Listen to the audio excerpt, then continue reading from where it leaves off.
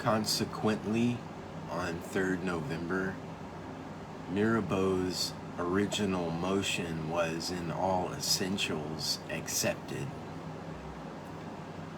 568 deputies outvoted 346 to place the property of the clergy at the disposal of the nation. How the nation would use this newly acquired facility remained to be decided. At first, action looked like being postponed on the initiative of all people of the Protestant Necker, who disapproved of the confiscation. He proposed that the first step towards liquidating the short-term debt should be through a limited issue of paper money by a national bank. The latter would be a nationalized form of the discount bank, founded in 1776 by a financial consortium and much used as a source of credit by governments since. But France's previous experience of paper money had not been a happy one. In 1720, the Scottish adventurer John Law had attempted to set up a state bank on the promise of overseas trading profits and had paid the king's debts in banknotes. After initial runaway success, the whole scheme had collapsed, leaving thousands of families with assets reduced to worthless paper. Subsequent generations were haunted by the memory of this disaster, and there were plenty of deputies prepared to remind their colleagues of it. Nor was there much liking for the capitalists who ran the discount bank and who would still be needed after nationalization to make it work. Too many people obscurely believed that in some way they were responsible for the state's financial problems in the first place.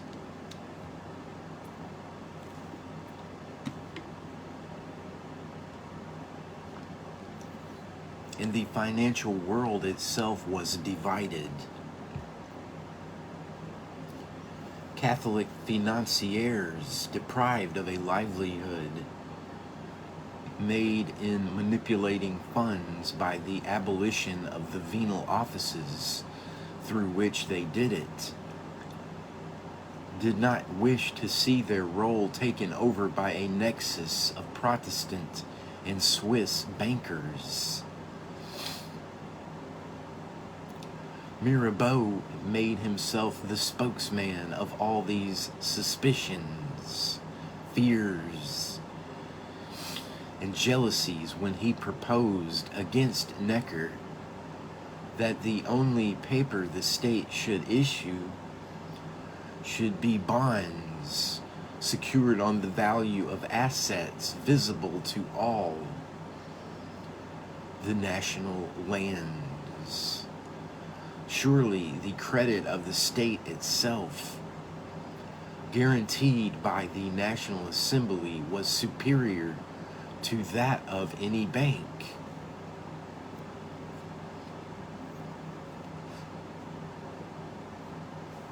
In the course of the debate, a name was invented for such bonds: assignats. eventually, this idea won the day.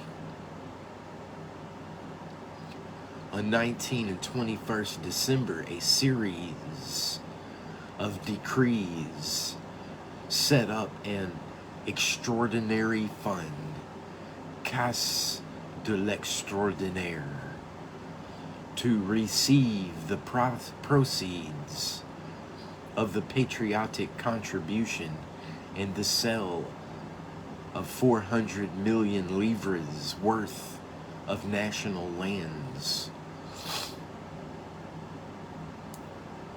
On the strength of these prospects, assignats to the same total value would be issued in 1,000 livre notes bearing interest at 5%.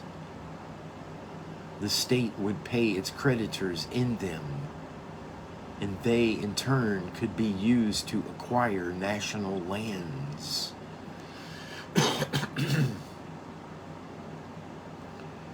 Assignats were, then, not strictly paper money at all at the start. But within months, that was what they became. The initial amount had been decided on the expectation of a minimum deficit for 1790, as calculated by Necker, of 80 millions. But by March, the fall in tax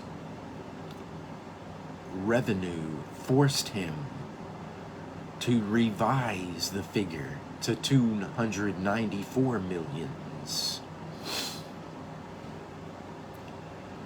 The miscalculation was understandable enough, but it destroyed what was left of Necker's credibility. The Assembly now brushed aside all his warnings about relying too exclusively on issues of paper to meet mounting debts. On 17 April, they voted that the assignats should become legal tender, available in denominations of 300 and 200 livres, and attract only 3% interest to encourage their conversion into land. But still the deficit mounted, and between April and September, no less than 6 supplementary issues of assignats were authorized to cover it. On the 29th of the latter month, the Assembly formally decided to triple the number in circulation to 1,200 millions to cover the huge estimated cost of compensating dispossessed office holders. By then, support for the assignats had become a test of commitment to the whole revolution, irrespective of what the consequences of an immense multiplication of paper might be. The first to fail this test of patriotism was Necker himself, hounded ever since October 1789 by a radical journalists like Marat, spurned and despised by leading deputies like Mirabeau, and forced by the Assembly to carry out policies he had no faith in. On 3rd September 1790, he resigned. Twice on his way back to Switzerland, he was arrested on suspicion of trying to immigrate like some disgruntled nobleman. The national hero of the spring of 1789 and the methods and policies he stood for were now as superseded as the whole ancient regime that he had done more than any other man to bring down.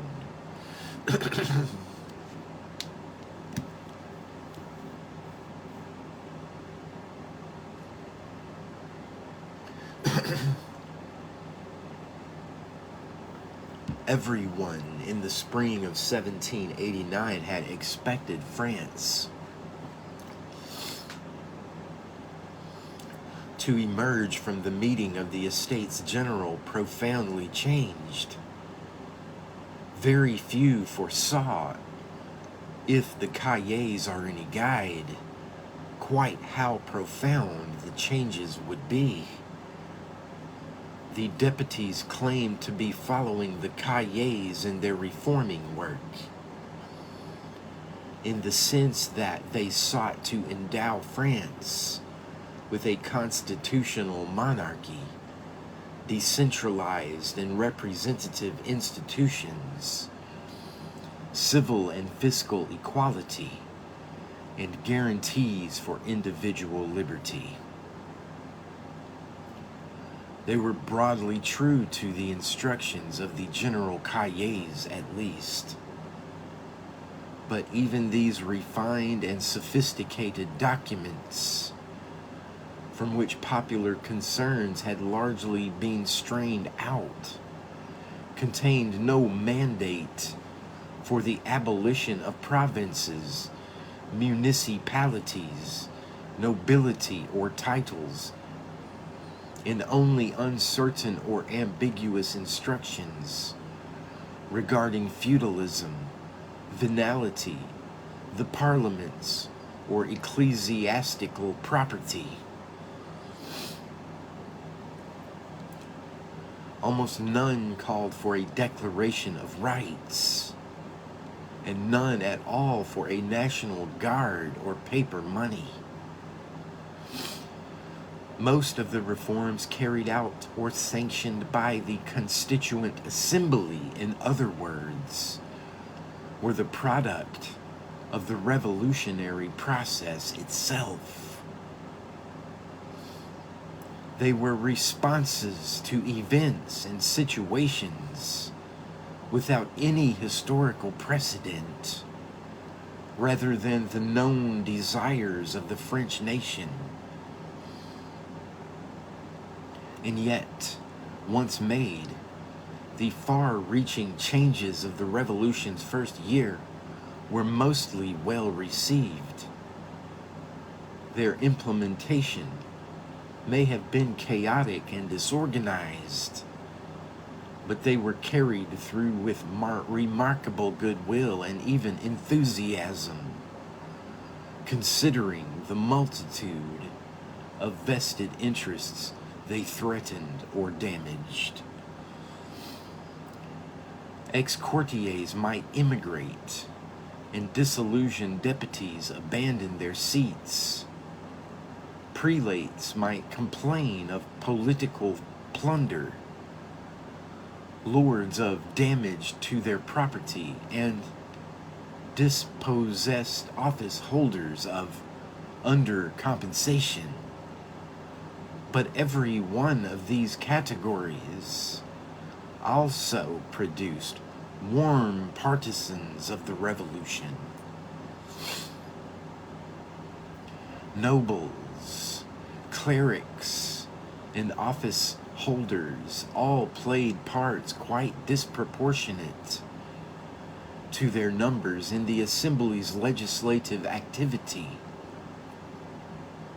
And in the country at large, millions welcomed the end of feudalism and indirect taxes, while hundreds of thousands of bourgeois eagerly seized the opportunity offered by the new regime to participate in public affairs. The work of the revolution's first 12 months, in fact, had the support of a broad national consensus. The Feast of the Federation, which was observed in every commune as well as in Paris, was a celebration of that consensus. But by the time the second anniversary of the overthrow of the Bastille came around, it was rapidly falling apart. Chapter 6, the breakdown of the revolutionary consensus, 1790 to 1791.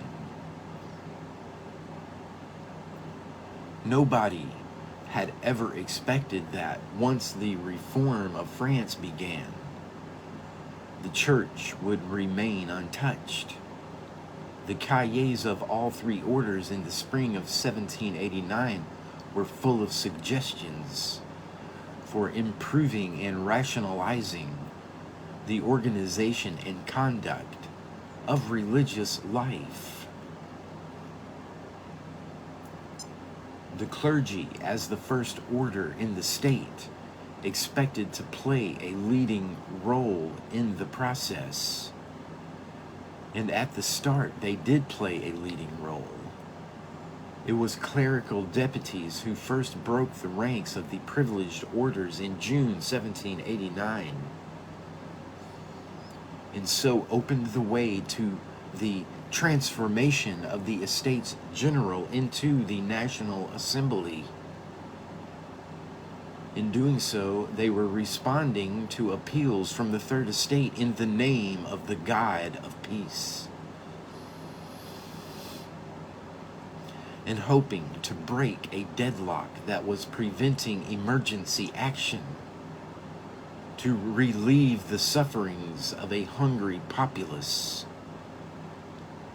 There is no evidence that they intended to give up the clergy's status as a separate order in the state, or its veto on action prejudicial to the interests of the church or religion in general. But within weeks, far more than these advantages had been lost. No group probably suffered more than the renunciations of the night of 4th August than the clergy. Parish priests lost their tithes, their vestry fees, and their ability to group poor benefices through pluralism. Compensation was mooted but rejected. Bishops and ecclesiastical corporations, including charitable and educational ones, lost whatever feudal dues they happened to own, which were often substantial. Here, compensation was voted, but in the end seldom paid, and the Pope himself lost the annates, the Peter's pence that all the faithful contributed towards the upkeep of the Holy See, and whose renunciation had marked the moment in the 16th century when Protestant kingdoms made their break with Rome. In the debates over codifying these changes, further threats were uttered, this time against church lands, and Mirabeau declared that all clerics should be content to be salaried servants of the state. The later weeks of August brought yet more blows.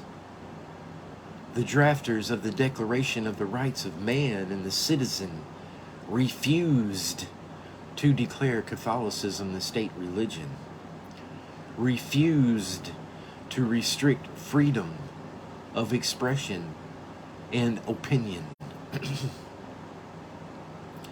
and declared public office and civil rights available to all, which meant Protestants and Jews as well as Catholics.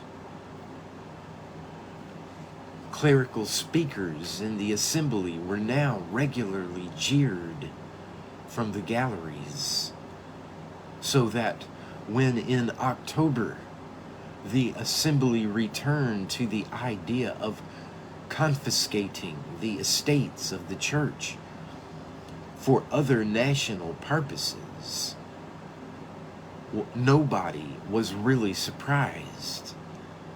The clergy fought it tooth and nail, not simply to protect what they had left, but also because they saw that the loss of the church's remaining independent resources would make further action by the assembly inevitable.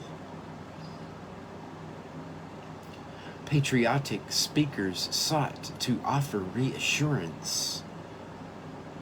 The nation would take over the church's educational and charitable functions, and every parish priest was promised an income of at least 1,200 livres.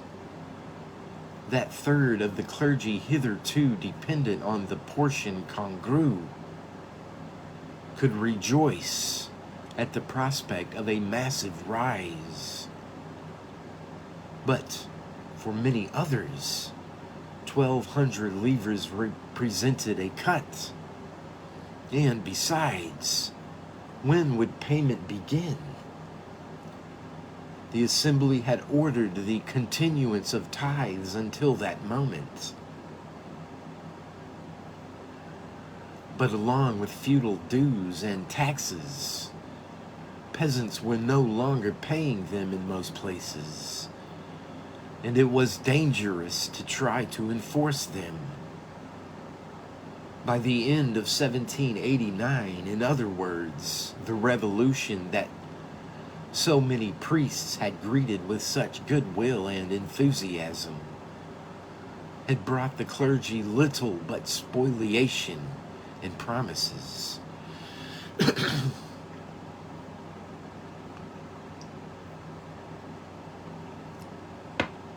And in 1790, the process continued.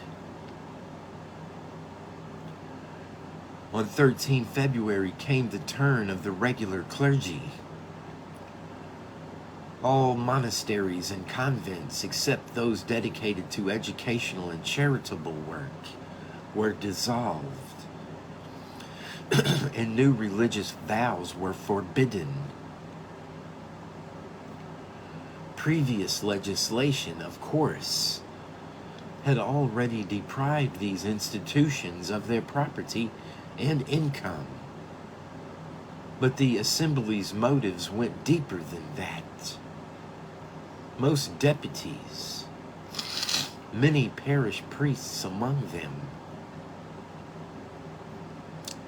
believed that contemplatives were useless parasites, unproductive burdens on society, whose existence no national church could justify. There were recent precedents elsewhere in Europe for such a wholesale dissolution, notably in the Habsburg lands under the rationalizing Joseph II. France itself had witnessed many monastic closures since the 1760s. But after all the other blows suffered by the church over the preceding 6 months, this new one seemed part of a more alarming pattern. On 12th April, a worried Carthusian monk, Dom Girl, who had hitherto voted with the Patriots, moved a surprise motion to declare Catholicism the national religion and granted the monopoly of public worship.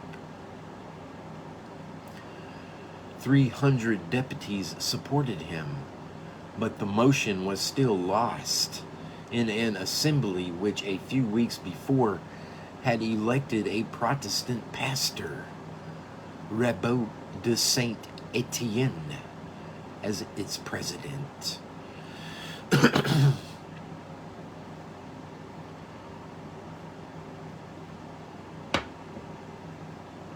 Some people indeed were beginning to wonder if the whole revolution was a Protestant plot. Although there were only some 15 known Protestants in the assembly, they included radical leaders like Barnave and Rabaut himself, who demanded complete equality in every sphere for a group which had enjoyed no civil rights at all before 1787. He and 5 others represented Nimes, where determined electoral organization by a Protestant bourgeoisie, enormously enriched by 2 decades of industrialization in the textile trade, had excluded the complacent Catholic establishment from the Third Estate representation.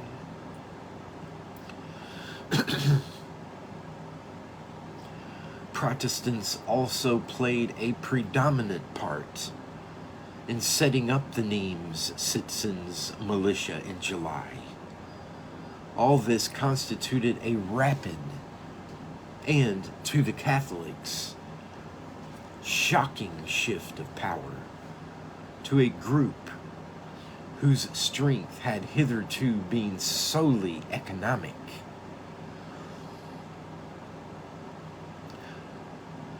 In Montauban, too, the militia was largely a Protestant creation,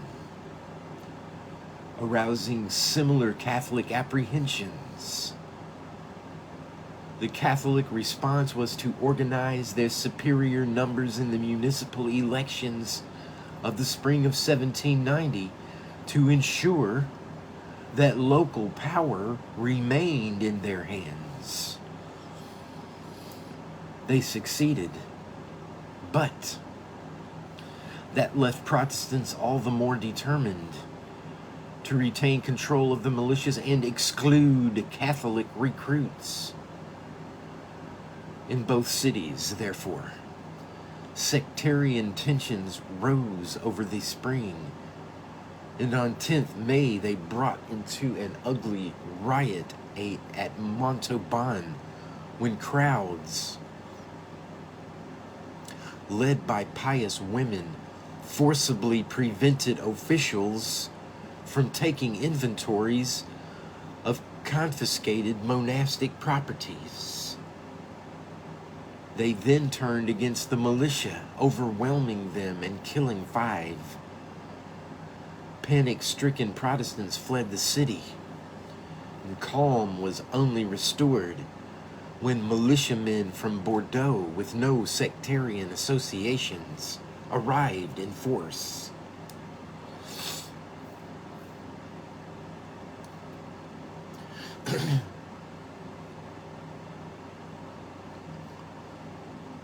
A month later, far more violent scenes occurred in Nimes. The term bagarre, brawl, by which they were remembered, does no justice to 4 days of pitched street battles which began on 13 June, when Protestant National Guardsmen opened fire on rival companies of Catholics.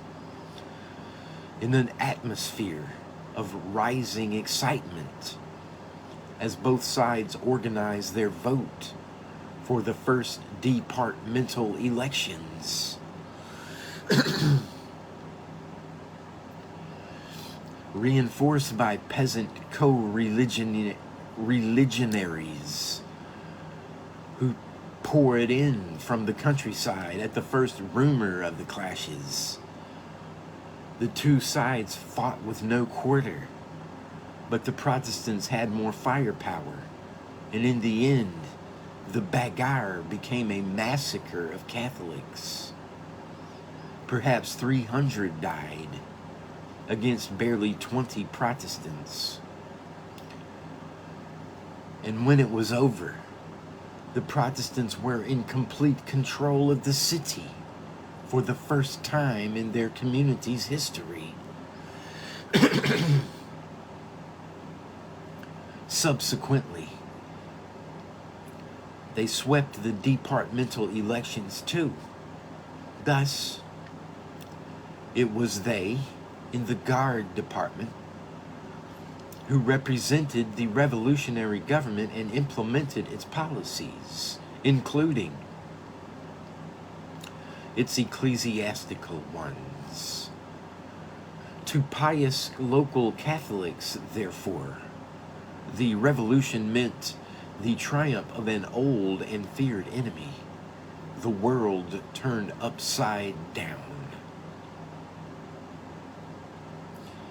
And growing Catholic dismay at the course of events in France extended to the very top, for the Pope himself was soon involved. The end of the Annates proved merely a warning shot. By the end of 1789, many of the 150,000 papal subjects living in the enclaves of Avignon and the Comtat Venaissin were demanding the end of 441 years of rule from Rome and the integration into France. In Avignon, the annexationists who won control of the city council after a long campaign and began to bring local law into line with the changes being made in France. Pius VI refused to accept these changes. And meanwhile, on 29 March, in an address to a secret consistory in Rome, he condemned the Declaration of the Rights of Man and all the policies so far pursued in France on religious matters. Encouraged by their rulers' intransigence, anti-annexationists in Avignon made efforts to recapture power, culminating in a day of riots on 10th of June. They were put down with the help of French National Guards, and a number of the Pope's adherents were killed. Immediately afterwards, the pro-French party proclaimed Avignon annexed to France. And later in the month, several parts of the Comtat did the same. The Assembly, aware of the international ramifications of outright annexation, was in no hurry to accept these declarations, but in its debates on the question, there were many who argued that the popular will had settled it. In the Comtat, it certainly had not, and civil war raged throughout the territory for the next 12 months. During that time, the split between the Pope and the revolution was to become irreparable.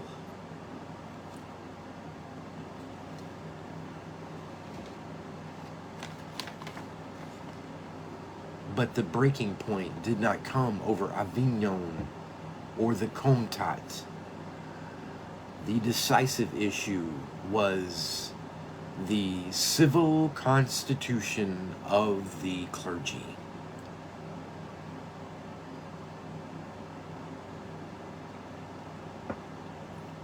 Ever since August 1789, an ecclesiastical committee of the Assembly had been working on a comprehensive reform plan to revitalize the church, bring it into harmony with the principles of the revolution and provide a secure financial and organization basis for its future.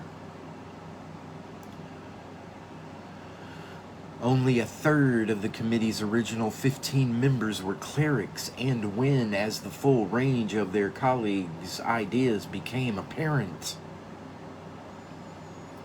they began to drag their feet. The assemblies added 15 more laymen. A handful were free thinkers steeped in the anti-clerical writings of the Enlightenment. But most were sincere Catholics, concerned only to purge the church of its abuses, making it leaner but fitter.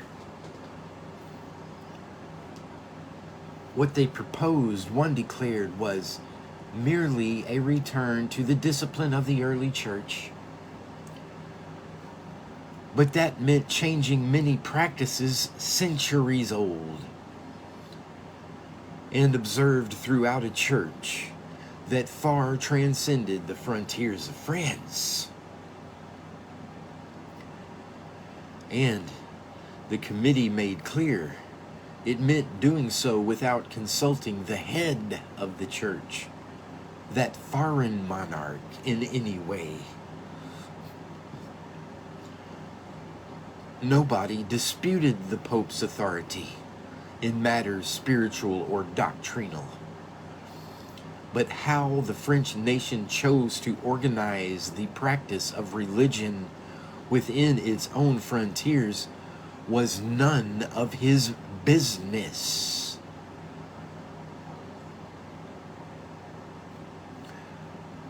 The most he could expect was the courtesy of notification. As the debates on the proposed civil constitution began on 29 May, the king was asked to arrange for the winding up of the Concordat of 1516, which had hitherto governed relations between Rome and the French Church. No replacement was envisaged. The National Assembly, having recast vast areas of French secular life unresisted, and indeed removed the church's material foundations without much outcry, saw no need to negotiate its policies with anyone.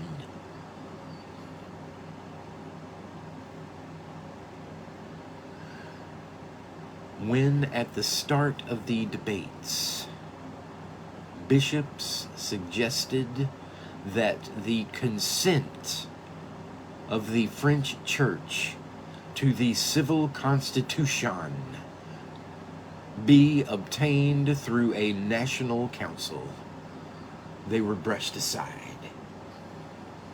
There could be no question of resurrecting the clergy as a separate order in society or the state. Many parish priests in the assembly endorsed this argument, remembering how before 1789 assemblies of the clergy had been mere mouthpieces of the hierarchy. But the danger of that was past. The danger of not referring the reforms to a national council was that if the Pope came out against them, no other ecclesiastical authority could challenge his decision.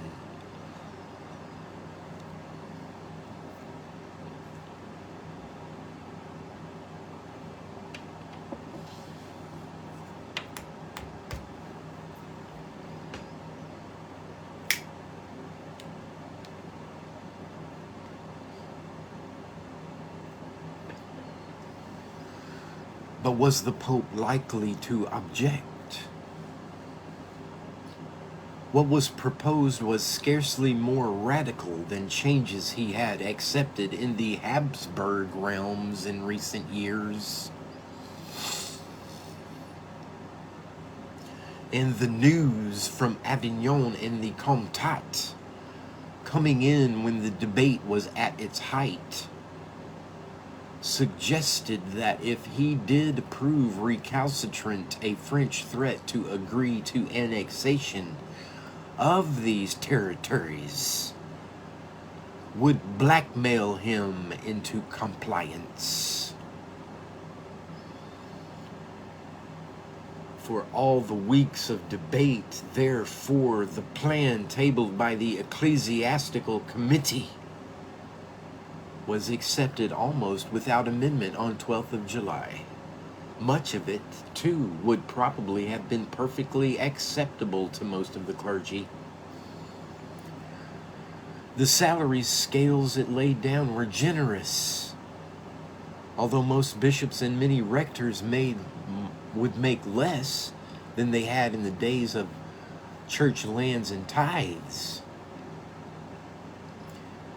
There were stringent residence requirements at every level, but these had been the unanimous demand of the cahiers. Even the rationalization of the ecclesiastical map had obvious good sense. Henceforth, there were to be only 83 bishops, 1 per department, and 10 metropolitans. Parishes, too, were drastically reduced in number. In all towns of less than 6,000 inhabitants, there was to be only 1.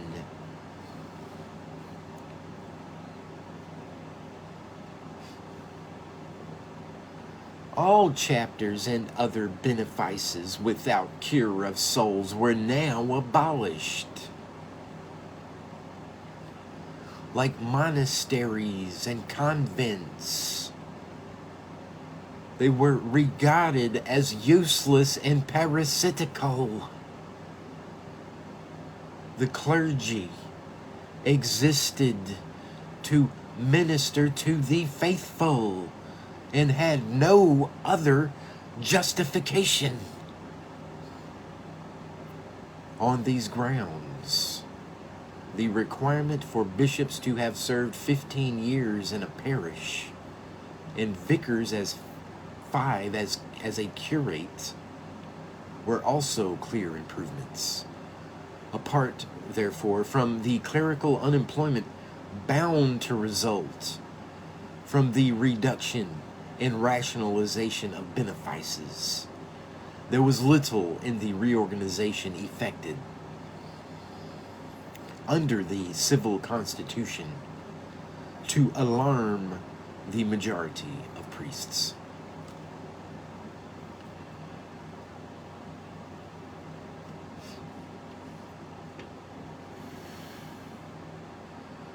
The real difficulties came with the provisions on appointment. All clerics were to be elected by the laity, just like other public officials. Bishops would be chosen by departmental assemblies, parish priests by district ones. Bishops would exercise their powers in concert with an advisory council. Okay. One moment, please. Monsieur Juge, I have difficulty sitting for more than 15 minutes. Okay. Bishops would exercise their powers in concert with an advisory council. The latter recalled the synods of parish priests long advocated by certain sorts of Jansenists who derived inspiration from the 17th century Sorbonne canonist Edmund Richer. Richerists advocated church government by election.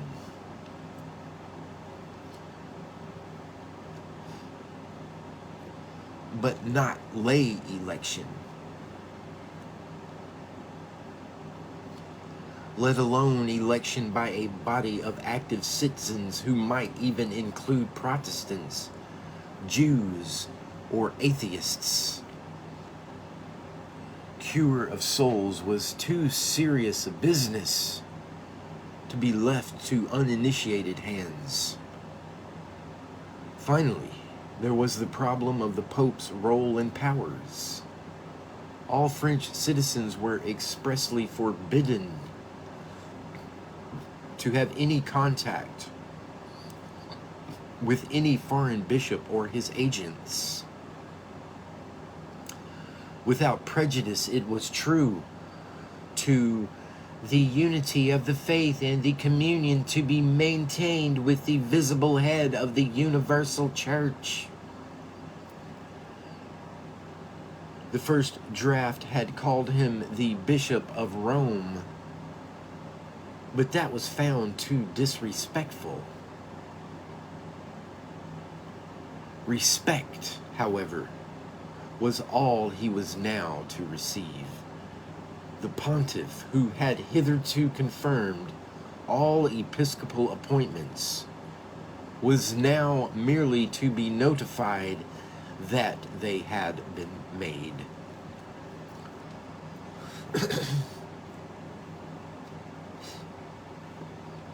The Pope's private reaction anticipated the Assembly's final approval of the civil constitution. On 10th of June, he wrote to Louis XVI, urging him not to sanction a document which would drag the whole French nation into schism. But by the time the letter arrived, the king had already given his preliminary sanction, advised by bishops whom the Pope had thought would counsel intransigence. Schism was their fear too, but they thought the initiative for avoiding it lay with Rome.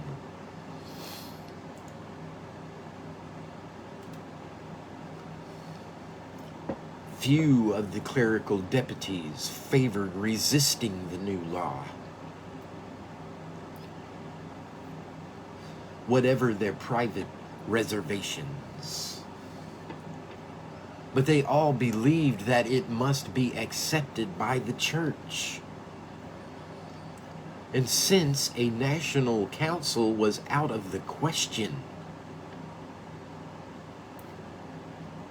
the Pope must pronounce, unaware that he already had pronounced. Over the summer, they bombarded Rome with urgings not to condemn the new order, but to seek ways of working with it. When the king formally promulgated the civil constitution on 24th August, they presumed, erroneously but understandably, that agreement had been reached on abandoning the Concordat, and that a settlement was therefore in the offing.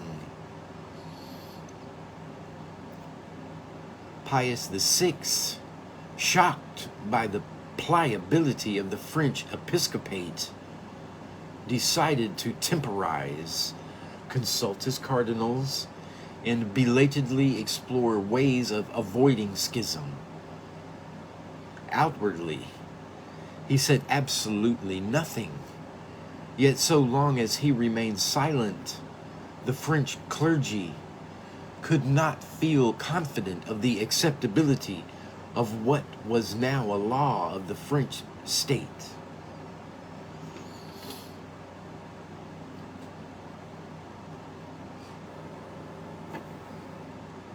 Nor were the French clergy alone in feeling they could not afford to wait.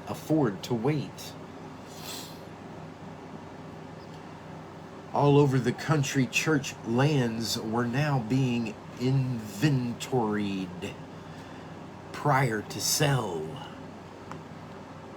All monasteries and convents were being closed down, and patriots were proclaiming that support for the civil constitution, like the Assignats, was a test of commitment to the new order. The whole complex of issues raised by religion, in fact, was soon polarizing opinion in ways not seen since the spring of 1789.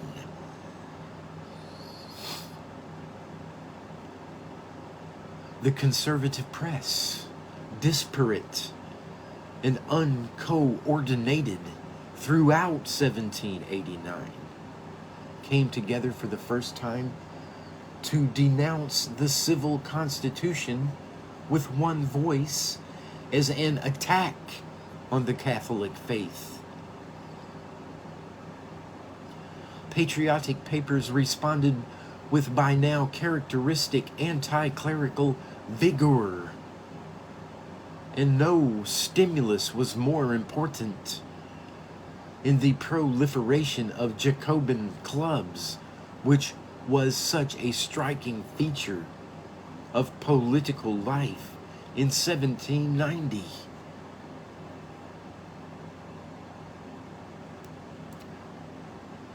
When the National Assembly moved to Paris, its radical leaders formed a revolution club to discuss and coordinate reform policies in the way first pioneered at Versailles by the shadowy Breton Club.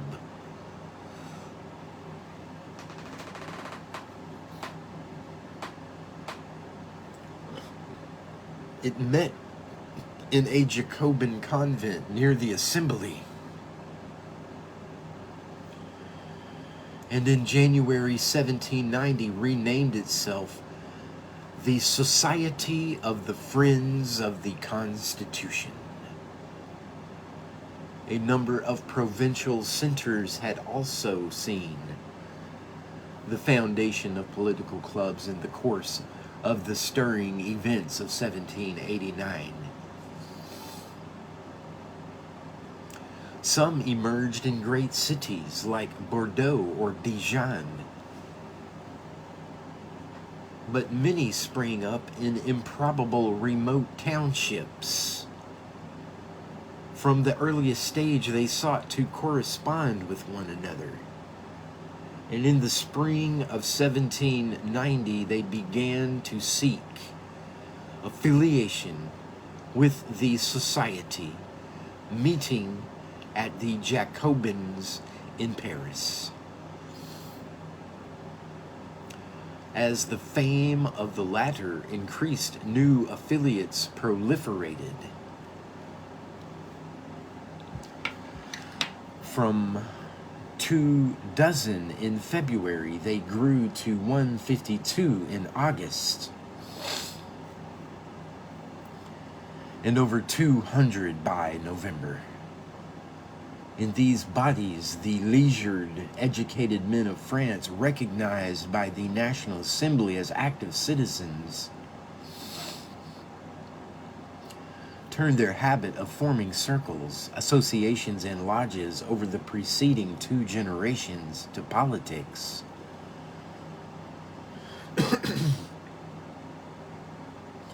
The Paris Jacobins, with a membership of over 200 deputies, and by July 1790, 1,000 others, debated national issues before and even as they were ventilated in the National Assembly itself. The provincial clubs saw their duty as keeping up enthusiasm for the new order. They organized festivals and demonstrations.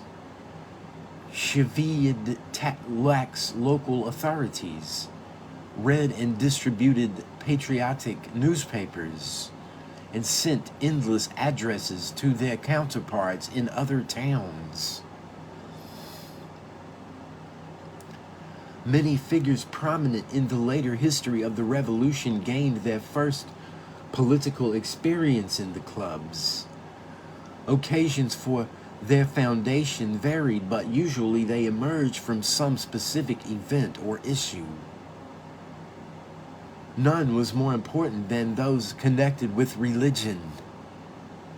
Thus, at Bergerac and the toll clubs were founded to denounce those deputies who had supported Dom Girl's ill-fated motion of 13 April. At Nimes and Montauban, they were formed by Protestants in the aftermath of sectarian clashes which marked local Catholic leaders as counter-revolutionary. In September, the annexationists of Avignon set up a club as a further sign of their determination to join France, and its appearance was hailed by the Jacobins of neighboring towns like Aix, Marseille, Nimes, and Tarascon. The clubs of the Midi were also galvanized during the summer by the first armed demonstration of avowed counter-revolutionaries.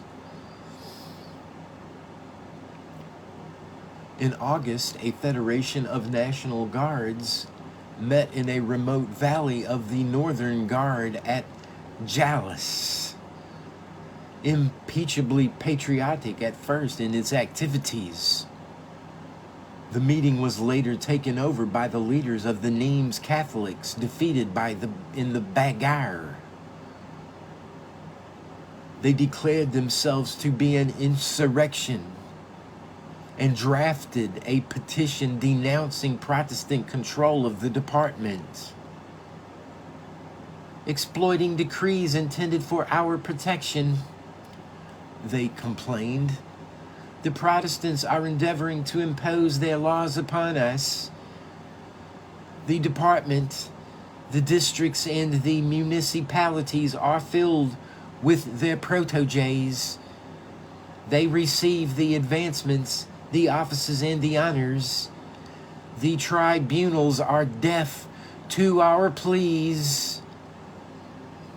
Although the camp then dispersed, it left behind a planning committee to organize further camps and coordinate action with agents of the Count d'Artois, who from exile in Turin was now dreaming of armed intervention to rescue the king and reverse the revolution.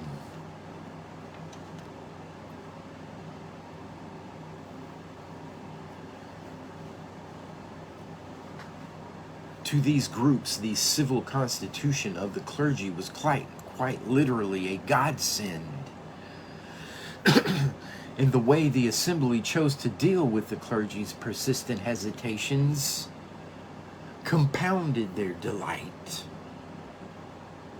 On October 30, bishops from the assembly who had voted against the civil constitution issued an exposition of principles to explain why they had.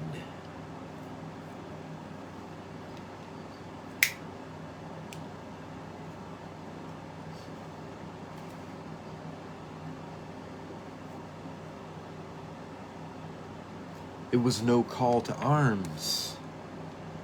They merely declared that they could not connive at such radical changes without consulting the church through either a council or the Pope.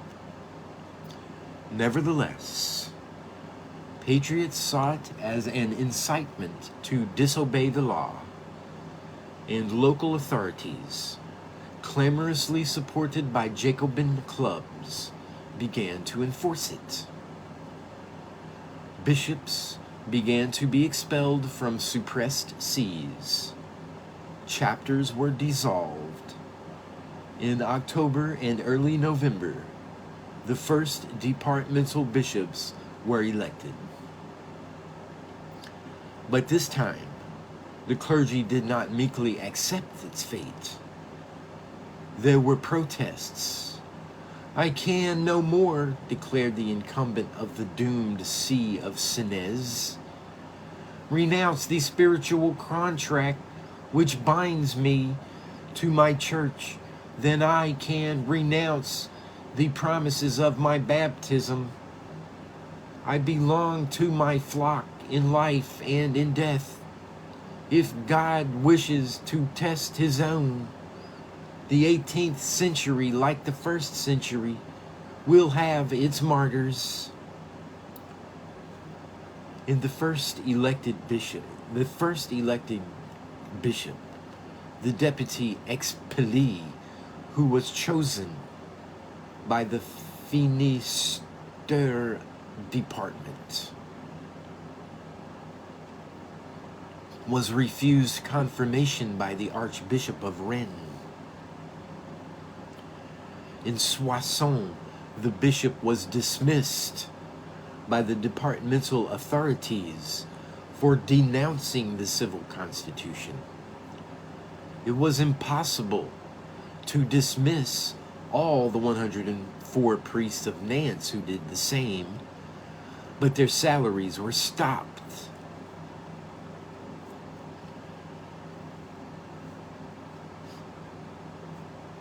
Evidently, there was to be no peaceful transition to a new ecclesiastical order, and indignant local authorities bombarded the assembly with demands for action. Eventually, on 27 November, action was taken. The deputies decided, after 2 days of bitter debate, to dismiss at once all clerics who did not accept the new order unequivocally.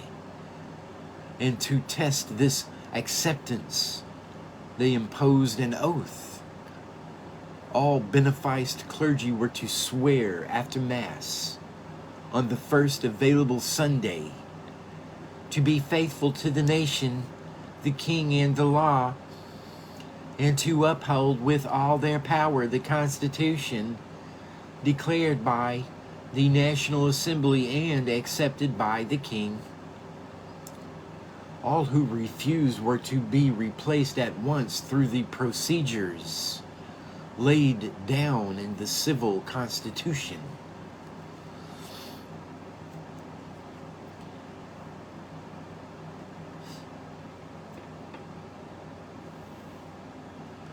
The French Revolution had many turning points, but the oath of the clergy was, if not the greatest, unquestionably one of them. It was certainly the Constituent Assembly's most serious mistake. For the first time, the revolutionaries forced fellow citizens to choose, to declare themselves publicly for or against the new order. And although refusers branded themselves unfit to exercise public office in the regenerated French nation, paradoxically, their freedom to refuse was a recognition of their right to reject the revolution's work. In seeking to identify dissent, in a sense, the revolutionaries legitimized it. They might scarcely have mattered if, as the deputies expected, non-jurors had amounted only to a handful of prelates and their clients. But when months rather than the expected few weeks later, the overall pattern of oath-taking became clear, it was found that around half the clergy of France felt unable to subscribe. With no word from Rome, the king sanctioned the new decree on 26 December, so that oath-taking or refusal dominated public life throughout the country in January and February 1791. The clergy in the assembly themselves set the pattern in that they were completely divided. Only 109 took the oath, and only 2 bishops, one of them Talleyrand. As the deadline approached on 4th January, the assembly was surrounded by crowds shouting for non-jurors to be lynched. And the patriots, led unpersuasively by the Protestant Barnave, used every possible argument and procedural ploy to sway waverers. But there were none. And faced with this example from the majority of clerical deputies, it is little wonder that so many clerics in the country at large became refractories, as non-jurors were soon being called. There were, however, spectacular geographical differences. In anti-clerical Paris, few priests braved popular disapproval by refusing. Last Sunday, wrote one observer on 11th January, I was at Saint-Germain-l'Auxerrois to watch. Since I was curious to see this ceremony, the priest's oath. The church was full up. The vicar and the second curate refused. 15 other priests swore with a good grace and a good heart, to the repeated applause of all the people. On that day, there were scandals in almost every parish. At St. Severin, the vicar had fled with his curates. The people revile all these runaway priests and dote on those who remain faithful to the new laws. You should hear the things the people say, even in the churches. How, they say, can there be 2 consciences? Some swear, others won't swear. Has the Mass changed? No, it's the money they miss. It's good cooking, etc., etc. And all this larded with epithets I would not dare repeat.